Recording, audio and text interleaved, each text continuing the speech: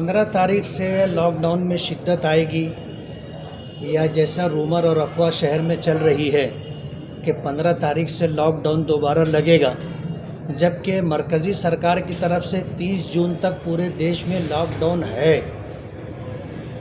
और ये 5वां चरण है। 30 जून तक चलेगा, लेकिन इस 5वें चरण के अंदर जो है सरकार ने जो रियायतें दी हैं उन रियायतों के साथ 30 जून तक तो हमें चलना है। लेकिन ये जो बात लोगों में चल रही है कि 15 जून से जो है दोबारा लॉकडाउन लगेगा या 15 जून से दोबारा जो है पूरी सख्ती के साथ अमल किया जाएगा, इस तरह की कोई बात स्टेट सरकार, राज्य सरकार की तरफ से नहीं है। मेरी कल भी ज़िम्मेदारान से बात हुई थी और आज भी मेरी बात हुई है। सरकार के पेश नज़र इस तरह का कोई प्रोग्राम नहीं है कि जो रियायतें दी गई हैं उन रियायतों को ख़त्म किया जाए और कर्फ्यू में या लॉकडाउन के अंदर शिद्दत के साथ अमल पैरा हुआ जाए। इस तरह की कोई बात सरकार के पेश नज़र अभी तक नहीं। मालेगांव शहर में अभी कोरोना के असरात मुकम्मल खत्म नहीं हुए हैं। आज अभी 1 घंटा पहले 4 मरीज मालेगांव से और पाए गए। तो मालेगांव में ये अफवाह है कि कोरोना खत्म हो गया है, जबकि इसके रिटर्न होकर वारिद होने के दोबारा चांसेस है। तो इस खदशात से भी आवाम को आगाह होना चाहिए। बात ऐसी है कि ये चीज़ अपनी जगह बिल्कुल सही है कि मालेगांव कोरोना मुक्त नहीं हुआ है। हम लोग कोरोना से 100% निजात पा गए हों, ऐसा नहीं है। आज भी यानी मालेगांव सेंट्रल जो मेरी कॉन्स्टिट्यूंसी है, इसमें आज केसेस की मिकदार काफ़ी कम हो गई, तादाद काफ़ी कम हो गई है। लेकिन बात ये है कि मालेगांव के अंदर कोरोना के मरीज़ अभी भी पाए जा रहे हैं। लेकिन जो अंदेशा था WHO की तरफ से जो बात सामने आई थी कि मई के ख़त्म होने तक मालेगांव में 15,000 से ज़्यादा केसेस पाए जाएंगे, ये जो अंदेशा था अल्लाह पाक ने अपने फ़ज़ल व करम से उसे गलत साबित कर दिया और मालेगांव के अंदर 15,000 तो बहुत दूर की बात है, अभी हमने 1,000 का फिगर भी क्रॉस नहीं किया है। तो मालेगांव जो है कोरोना मुक्त तो नहीं हुआ है। WHO की तरफ से जो रिपोर्ट सामने आई है उसमें ऐसा अंदेशा है कि कोरोना का जो है सेकंड राउंड भी मालेगांव में आ सकता है और अगर सेकंड राउंड आएगा तो जो रियायतें दी गई हैं और लॉकडाउन के पेश नज़र जिस तरह हमें रहना चाहिए था हमने उसका पालन नहीं किया है। अंदेशा है कि अगर दोबारा पलट करके कोरोना का मामला मालेगांव में आता है तो वो अपने लिए बहुत तशवीशनाक और घातक होगा। इसलिए हम लोगों से ये अपील करना चाहते हैं कि मालेगांव पर तो ना मालूम किसकी नेकी, किसकी दुआ से या किसकी नेकी के कबूल हो जाने की वजह से अल्लाह पाक ने रहम और करम फरमाया और मालेगांव सेंट्रल के अंदर इसकी तादाद काफ़ी हद तक घट गई है। लेकिन मालेगांव आउटर के अंदर अभी भी जो है कोरोना से मुतासिर पॉजिटिव पाए जाने वाले लोगों की बड़ी तादाद पाई जाती है। इसके पेश नज़र जो है हम लोग ये चाहते हैं कि मालेगांव के लोगों को एहतियात करनी चाहिए। उन एहतियात में मास्क का इस्तेमाल लाजमी है, इसी तरह सोशल डिस्टेंसिंग भी जो है लाजमी है और इसी के साथ जो है मालेगांव के अंदर जो एहतियाती तदाबीर इख्तियार करने के लिए कहा गया कि भीड़ भाड़ की जगहों पर ना जाएं, भीड़ भाड़ ना करें और इस लाइन से अगर किसी को बुखार हो या खांसी हो, गले का दर्द हो या कोरोना का कोई भी अलामत पाई जाती हो, वो घर में ना बैठे, वो अपने जो फैमिली डॉक्टर हो उससे मिले, हॉस्पिटल में डॉक्टरों से रुजू हो, अपना इलाज कराने में किसी किस्म की कोताही ना करें। अभी तो सरकार ने काफ़ी रियायतें दे दी हैं। हम लोग प्राइवेट तौर पर भी अपना इलाज करवा सकते हैं, घर में रह कर के भी इलाज किया जा सकता है और इसी तरह होम क्वारंटाइन की अगर बात आती है तो घर वालों को होम क्वारंटाइन रहने की इजाज़त भी मिल जाएगी। इसलिए अगर बीमारी या उसकी कोई अलामत पाई जाती है तो हमें आगे आना चाहिए, उसे छुपाना नहीं चाहिए। इलाज करने के लिए जो तदाबीर हैं। सर, आपको जीत कर आने 9 महीना हो गया, 9 से 10 महीने के लगभग हो रहा है। शहर मालेगांव में आपकी नुमाइंदगी क्या रही? सरकार बनने में तकरीबन 1.5 से 2 महीना लग गया था। उसके बाद आपको पता है कि जब मार्च का महीना आने लगता है तो तमाम तर कारोबार ठप हो जाते हैं। हर एक को जो है मार्च का उन्वान मिल जाता है कि मार्च एंडिंग है, साल एंडिंग है। और उसके बाद फिर ये कोरोना वायरस की जो वबाई बीमारी आई, उस महामारी के दौर में ही हम गुज़र रहे हैं। सरकारी ऑफिसरान का सरकार की तरफ से ये ऐलान था कि सिर्फ 5% जो है मुलाजमीन आकर के काम करेंगे। अब उसमें उन्होंने कुछ इजाफा किया है, तो सरकारी तौर पर तमाम ऑफिसरान खुद जो है रनिंग में नहीं है, ऑफिसेस रनिंग में नहीं है। उसकी वजह से सरकारी दरबारी कामों को लेकर के तो पूरा देश आज जो है वो बदहाल है। लेकिन इस महामारी के दौर में या मुझे इस सिलसिले में काम करवाने के लिए जो मैंने कोशिशें की थी, वो काम तो पेंडिंग है। जब तक जो है महामारी का ये दौर ख़त्म नहीं होता, जो एमएलए फंड से कामकाज होते हैं वो अभी पेंडिंग रहेंगे। हम कोशिश कर रहे हैं उसे करवाने की। उसी के साथ जो है इलाज व मुआवजे के लिए भाग दौड़ करना, जद्दोजहद करना, कोशिश करना, सरकार को इसी तरह हेल्थ मिनिस्ट्री को और फिर जो है कलेक्टर और आईपीएस ऑफिसरान जो मालेगांव में कोऑर्डिनेटर करके नामज़द किए गए हैं, उन तमाम लोगों से मुलाकात करके मालेगांव के लिए कुछ न कुछ करने के लिए हमने कोशिश की, जिसको पूरा शहर जानता है। साहब, आगरा रोड ख्वाजा गरीब नवाज ओवरफ्लाई ब्रिज आज शहर का हॉट मामला है, उसको आप किस नज़रिए से देखेंगे? वो काम की शिद्दत, वो काम की क्वालिटी और काम की लंबाई को लेकर और काम में ताख़ीर को लेकर?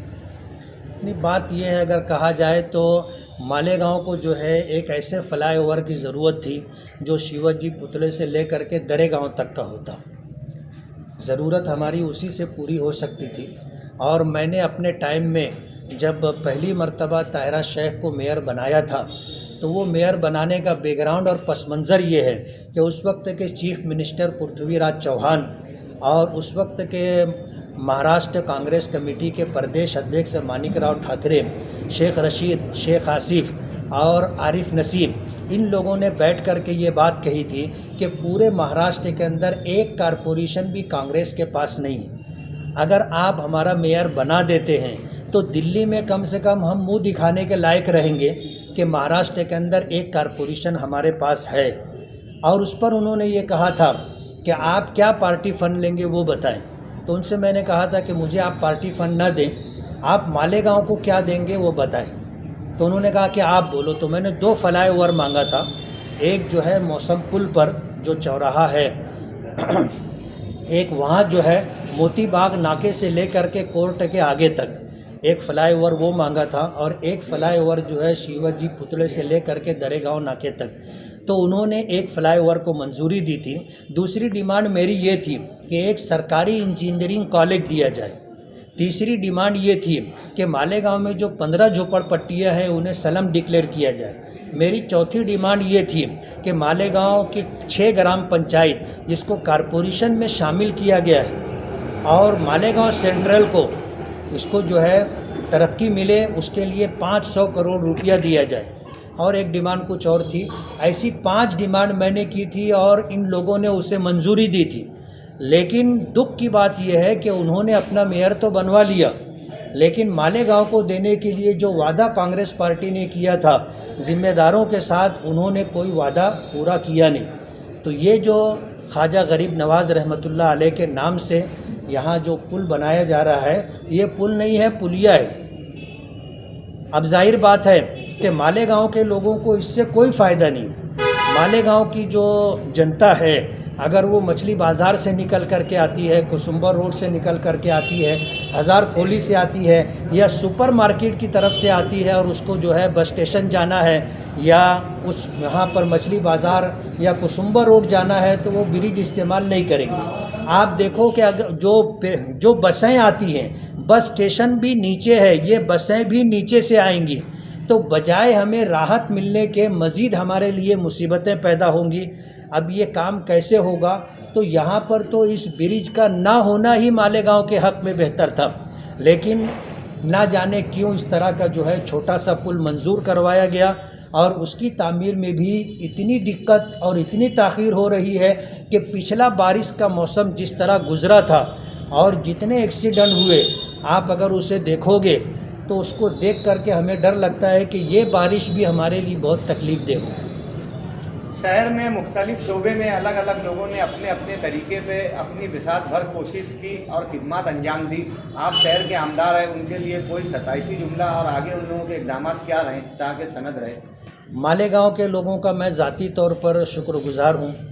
एक एमएलए होने के नाते मालेगांव जमीयत का सदर होने के नाते और मालेगांव का एक आम नागरिक होने के एतबार से मैं इस बात को महसूस कर रहा हूँ कि अगर अल्लाह पाक ने हमें इस मुसीबत से नजात दी है तो उसमें सबसे बड़ा दखल इंसानियत की खिदमत का है। लोगों ने अपनी बिसात से बढ़ कर के काम किया।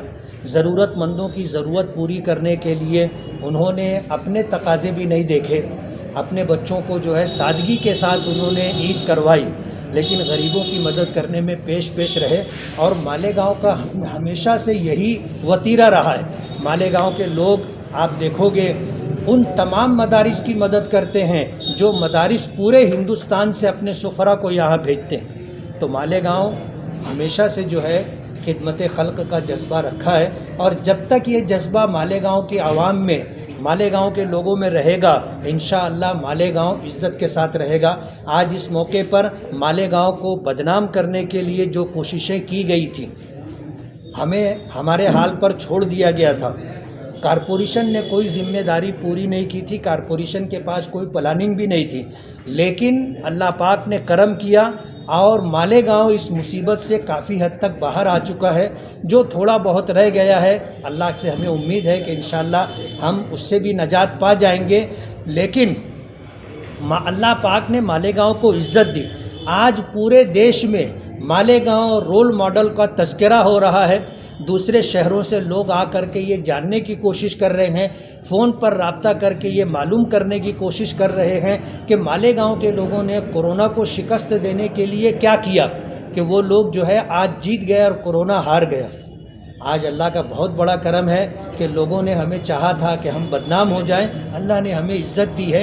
इसलिए ये क्रेडिट तो हम अल्लाह पाक को देते हैं, लेकिन सबब के दर्जे में मालेगांव के लोगों की जो खिदमत रही हैं वो भी कहीं ना कहीं इस पर असरअंदाज है। इसलिए मालेगांव की आवाम से मैं ये कहना चाहूँगा कि अपना हाथ हमेशा दराज रखें, गरीबों की मदद करें, मुसीबत ज़दा और मज़लूम लोगों का साथ दें। हजरत, आप कॉरपोरेशन को लेकर इतना बेबस क्यों महसूस करते हैं? नहीं, बेबसी की बात नहीं है। आज जो बरसरे इक़्तिदार लोग हैं, ये उनकी ज़िम्मेदारी है करना।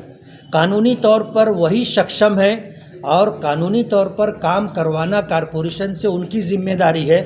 दुख की बात यह है कि इस महामारी के टाइम में भी वो लोग सिर्फ सियासत कर रहे हैं, खिदमत का उनके पास कोई जज्बा नहीं। लास्ट क्वेश्चन सर, आने वाले दिनों में जब भी स्कूल खुलेगी तो स्कूल डोनेशन का एक बहुत बड़ा मसला रहेगा और मालेगांव शहर में डोनेशन को लेकर हमेशा तकलीफ रहती है। तो स्कूलें जब शुरू हो तो स्कूल इंतज़ामिया के आपके ज़रिए कुछ रियायत की अपील? नहीं, मैं अपील करूंगा आप लोगों के तवस्सुत से कि आज इस टाइम में लोग एक दूसरे की मदद कर रहे हैं, एक दूसरे का साथ दे रहे हैं, तकलीफ़ को बांटने की कोशिश कर रहे हैं।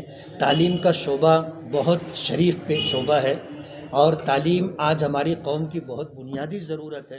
इसलिए